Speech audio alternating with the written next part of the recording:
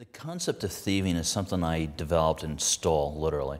When in architecture school, we had a guest lecturer come in, and it was a highlight of a lecture series. The final lecture was the surprise lecture, and it was supposed to be the grand finale, and it was in a very, very highly trumpeted lecture series. And to our surprise, having seen a number of fairly famous, recognizable, and influential architects presenting, we were really at odds with the notion of Gregory Hines being the celebrated speaker. And we were like, what is this celebrated American jazz dancer going to teach architecture students about architecture?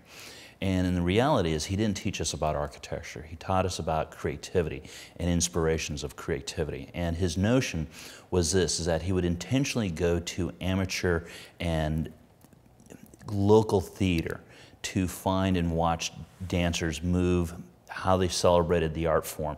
And he would intentionally go to seek inspiration.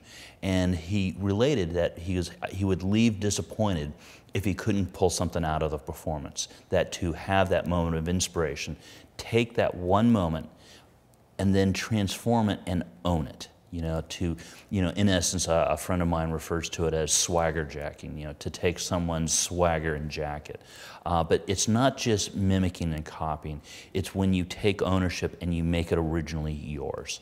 And that is an immense difference. So when I say stealing, it's to find inspiration in things, in modeling, in ideas, whether it's a turn of a phrase or a concept or an idea, and to make it originally yours, and to be constantly on the lookout, very much like a thief, to harvest these sort of things, and to pick the low-hanging fruit, and to make new discoveries, and to have inspiration and creativity in your life. And that was one way in which I walk and go through and experience the world.